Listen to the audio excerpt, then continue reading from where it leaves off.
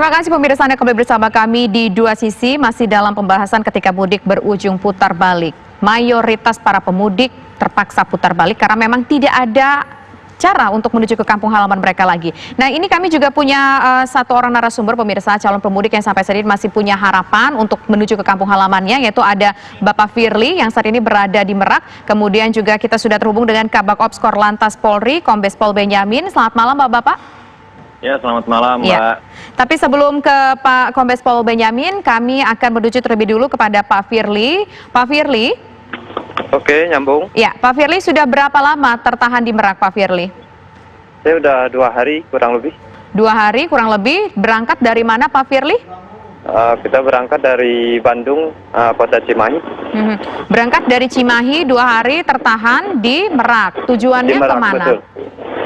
Saya tujuannya Kota Bumi, Kota Bumi Lampung. Pak Firly, ke sana pakai apa? Saat ini posisi mudik pakai apa? Pakai sepeda motor kah, atau pakai travel kah, atau pakai mobil? Saya ini pakai sepeda motor.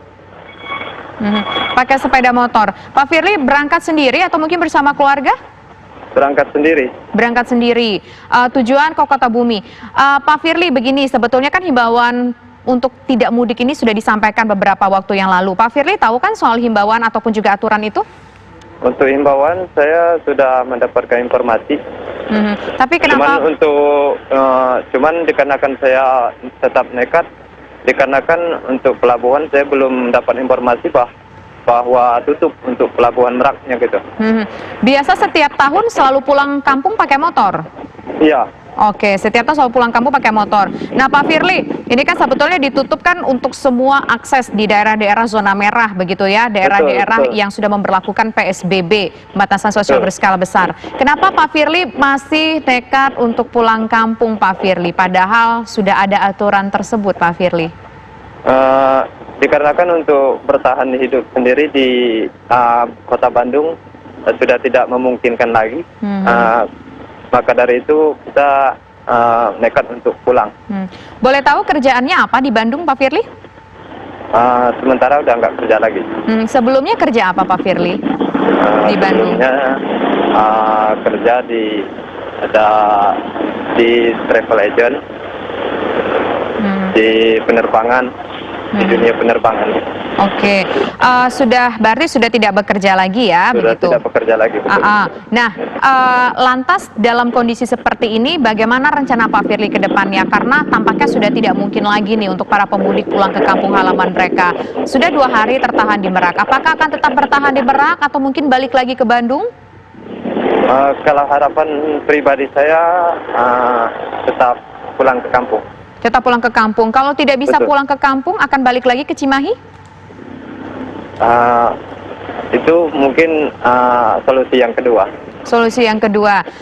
Solusi yang kedua, kalau kemungkinan terburuk tidak bisa pulang kampung, artinya tetap akan pulang ke Cimahi, begitu ya? Betul. Oke, baik. Nah, baik Pak Firly, terima kasih atas waktunya. Ditahan dulu dan saya akan menuju ke Kabak Ops Korlantas Polri, yaitu ada Kombes Pol Benyamin. Pak Benyamin, selamat malam. Selamat malam, Mbak. Ya, Pak Benyamin, kita ingin tahu sebetulnya seperti apa sih pengaturannya untuk larangan mudik ini di beberapa titik, karena ternyata ada yang masih bisa lolos nih lewat jalur tikus, tapi memang ada titik di mana akhirnya mereka tidak bisa melewati lagi jalur tersebut. Iya, memang kan tentunya penyekatan ini memang kita sudah buat di beberapa titik ya. Jadi kalau tidak salah di seluruh Jawa ini ada 52 titik yang besarnya. Belum lagi Polres-Polres juga melaksanakan sendiri gitu kan.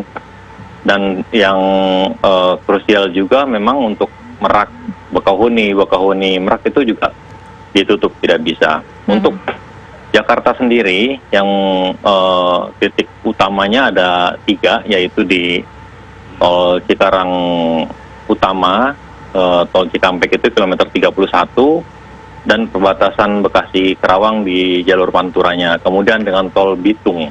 Sebenarnya yang menuju ke Merak ini juga ada beberapa penyekatan di jalur antara Jakarta sampai dengan Cilegon itu ya, sampai dengan Merak ya, yang melalui non-tol, yang artinya dilewati sepeda-sepeda motor ini. Tapi mungkin itu tadi bisa melewati jalan-jalan tikus. Banyak juga rekan-rekan wartawan bertanya kepada saya, Pak, bagaimana dengan penjagaan di jalan tikus? Di jalan tikus ada yang memang kita sekat juga, ada juga yang tidak ada penyekatannya.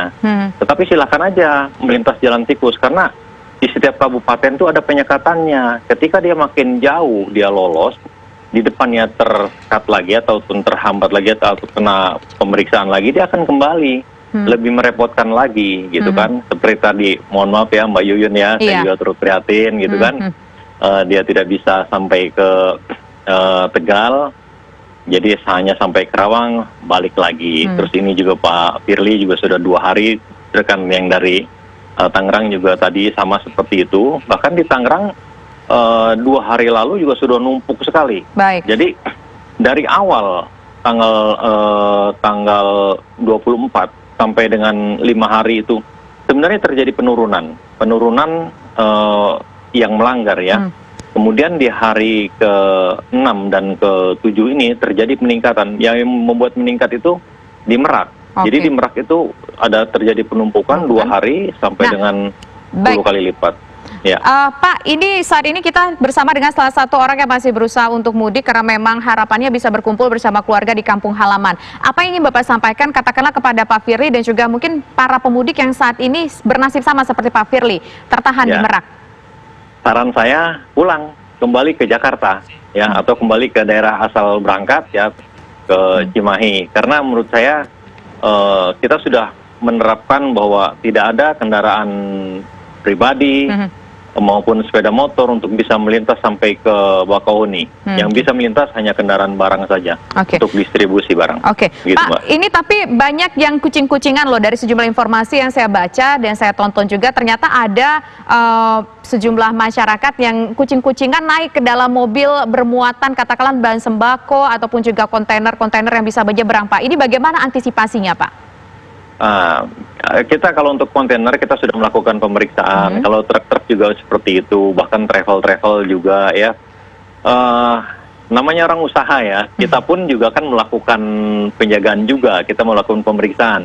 Ya kalau ada yang lolos 1-2 ya wajar-wajar aja lah. Mungkin namanya juga orang usaha gitu kan. Baik. Kita juga berusaha untuk mencegah juga. Baik. Pak, terakhir Pak, ini kan masih dalam bentuk himbauan hingga tanggal 7 Mei. Tapi katanya nanti tanggal 7 Mei di tahap kedua ini akan ada sanksi tegas yang diterapkan. Sanksinya apa untuk para masyarakat yang masih ingin mudik?